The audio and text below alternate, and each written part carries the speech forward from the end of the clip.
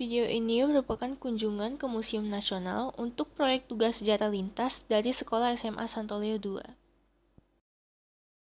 Halo guys, jadi kami ingin mengerjakan tugas kelompok sejarah. Nama saya Jimmy. Nama saya Rifana. Nama saya Olivia. Saya Yuta. Saya Malkin. Kita sekarang di depan Museum Nasional. That's right. Yes, sir. Setelah memasuki museumnya, kita langsung disambut dengan berbagai patung dari budaya Hindu-Buddha.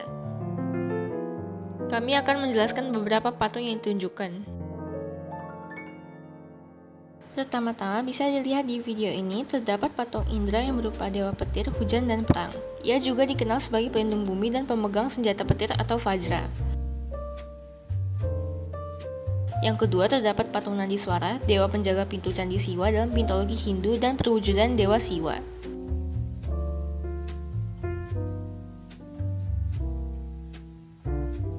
Durga Mahesasura Mardini digambarkan sebagai dewi Hindu petangan 8 yang mengalahkan raksasa kerbau Mahesasura. Setiap tangan memegang senjata pemberian para dewa melambangkan kekuatan dan keberaniannya dalam melindungi alam semesta. Siwa Mahadewa adalah julukan bagi dewa Siwa, salah satu Trimurti Hindu yang berperan sebagai dewa pelebur segala sesuatu yang telah usang di dunia.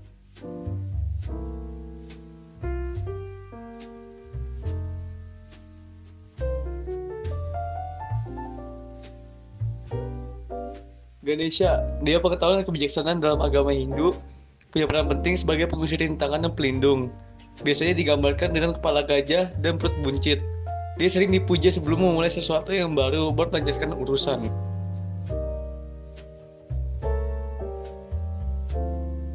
Keluar dari ruangan pertama, terdapat taman yang diisi oleh patung religius dan simbolis.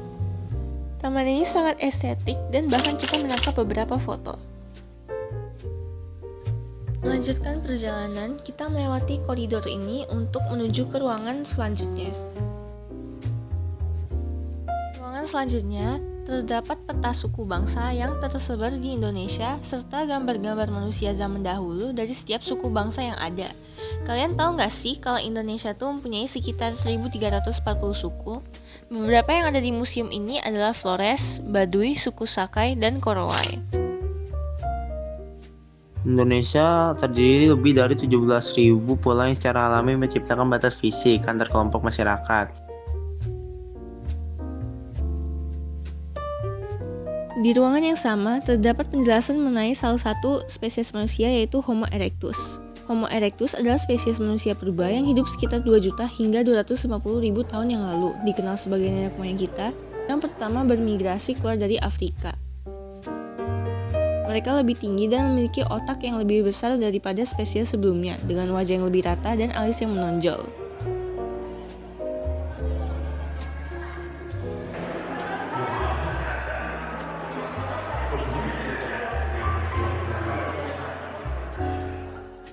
Ini menyediakan replika tulang Homo erectus dan Homo sapiens berupa tengkoraknya, rahang bawahnya, dan tulang keringnya.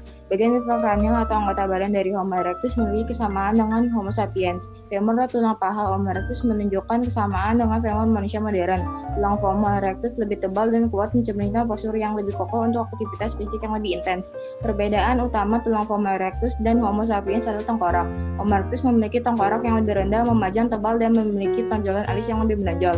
Sedangkan Homo sapiens memiliki tengkorak yang lebih tinggi, membulat, lebih tipis, tanpa tonjolan alis yang menonjol, serta memiliki dagu. Perbedaan lainnya terdapat pada tulang rahang yang lebih kuat dan lurus daripada Homo erectus, sementara lebih kecil dan memiliki dagu pada Homo sapiens. Selain itu, mereka juga menyimpan artefak-artefak yang sudah lama terlupakan oleh waktu, seperti seragam medik saat perperangan di masa kolonial Belanda. Ada juga surat lama yang otentik, merupakan replika surat dari zaman dahulu ketika berada di masa kolonial Belanda.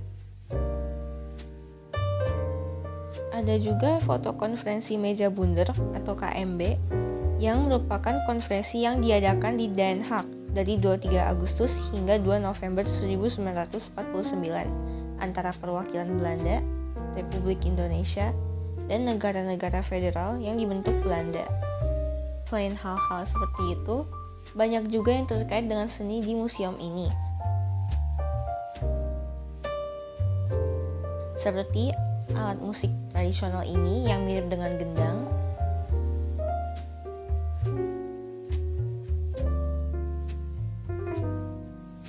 topeng hewan yang dipakai untuk permainan,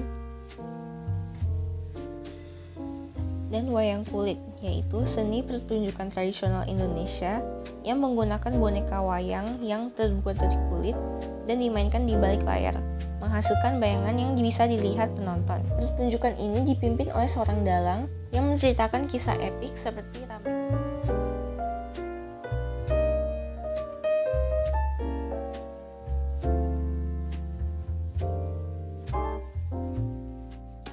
Balik lagi ke ruangan ini dan melewati koridor yang gelap itu, kalian menemukan ruangan yang menjelaskan tentang kolonialisme di Indonesia.